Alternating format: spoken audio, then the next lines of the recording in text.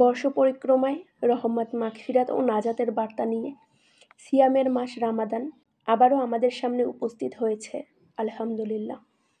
আত্মশুদ্ধি ও আত্মগঠনের জন্য মাহে রামাদান মুমিনের প্রতি আল্লাহ তাআলার এক বিশেষ নিয়ামত। এ মাসে আল্লাহ তাআলার পক্ষ থেকে কল্যাণের সকল দরজা খুলে দেয়া হয় এবং অকল্যাণের পথসমূহ সংকুচিত করা হয়। গোটা সৃষ্টিকুলে আল্লাহ রাব্বুল আলামিনের আনুগত্যের অনুকূল ভাবধারা গড়ে ওঠে। আসসালামু আলাইকুম, আমি শান্তা ইসলাম বলছি রাজধানী শহর ঢাকা থেকে। কাছে দূরে দেশ এবং দেশের বাইরে যে যেখান থেকে দেখছেন সবাইকে পবিত্র রমজানের শুভেচ্ছা, রমাদান মোবারক। আশা করি আল্লাহ রাব্বুল আলামিনের অশেষ মেহেরবানিতে সুস্থতার সাথে দিনী দায়িত্ব পালন করে যাচ্ছেন। রমজান মাসে সবাই চায় একটু বাড়তি ইবাদত করতে, তাই রোজার আগে বা রোজার শুরুতে সকল নারীরাই কিছু প্রস্তুতি নেয়, যাতে করে রোজার দিনগুলোতে একটু চাপ কম পড়ে আর সেই সময়টা ইবাদতে ব্যয় করা যায়। এসব প্রস্তুতির মধ্যে টুকিটাকি অনেক কাজই থাকে, যেমন ঘরবাড়ি পরিষ্কার পরিচ্ছন্ন করা, মাছ মাংস বেশি করে এনে কেটে ধুয়ে রাখা, শুকনো বাজারগুলো একটু গুছিয়ে নেওয়া, সাথে কিছু ইফতারি আইটেম ফ্রোজেন করা ইত্যাদি ইত্যাদি।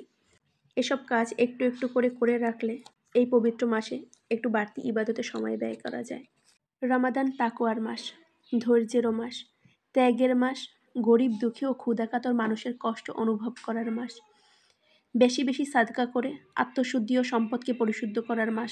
মহান আল্লাহ রাব্বুল আলামিন বিশ্ববাসীর হেদায়েতের জন্য এ মাসেই নাজিল করেছেন মহাগ্রন্থ আল কুরআন। এ মাসের মধ্যেই রয়েছে হাজার মাসের চেয়ে শ্রেষ্ঠ রাত লাইলাতুল কদর। মাহে রমাদানে প্রতিটি আমলের বিনিময়ে অন্য মাসের চেয়ে বহুগুণ বেশি সওয়াব বাড়িয়ে দেওয়া হয়। মাহে রমাদান মুসলমানদের জন্য ঐতিহাসিকভাবে অত্যন্ত গুরুত্বপূর্ণ। দ্বিতীয় হিজরি সনে 17ই রমাদান সংঘটিত হয় ঐতিহাসিক বদর যুদ্ধ। 3 গুণের অধিক সৈন্যের বিরুদ্ধে মুসলমানদেরকে আল্লাহ তাআলা বিজয় দান করে দেখিয়ে দিয়েছেন যে ইসলামের বিজয় সংখ্যার উপর নয়, নৈতিক শক্তির উপর নির্ভরশীল।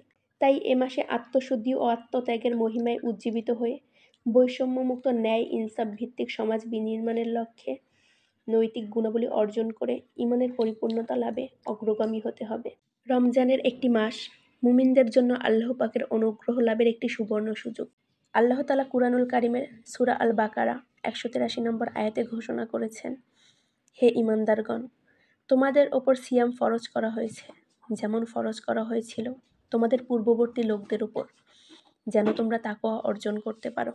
মুসলমানদের জন্য রমজান মাস অশেষ রহমত নিয়ে আসে। বরকত ও মাগফিরাতের মাস মাহে রমজান। এই মাসে মহান আল্লাহ তাআলা প্রতিদিনই আমাদের ক্ষমা পাওয়ার সুযোগ দিয়ে থাকে। একজন রোজাদার ব্যক্তির জন্য আল্লাহ প্রতিদিন একটা জান্নাত সজ্জিত করেন। সুবহানাল্লাহ। রমজান মাস সংযমের মাস, সহমর্মিতার মাস, আত্মশুদ্ধির মাস। এই মাসে আমরা পূর্বের ভুল ত্রুটির জন্য ক্ষমা চাইব, পাশাপাশি সামর্থ্য অনুযায়ী কাউকে না কাউকে সাহায্য করব, একটা খেজুর দিয়ে হলেও ইফতারি করাবো। মাহে রমাদান মুমিনের জন্য আল্লাহ পাকের বিশেষ উপহার, সুতরাং এই মাসে প্রতিটি মুহূর্ত আল্লাহর সন্তুষ্টি লাভের জন্য ব্যয় করা উচিত। একজন মুসলিম হিসেবে আমাদের উচিত পবিত্র এই মাসের প্রতিটি রমজান পূর্ণাঙ্গ ঈমানের সাথে পালন করা, 5 ওয়াক্ত নামাজ পড়া, পবিত্র কুরআন তিলাওয়াত করা।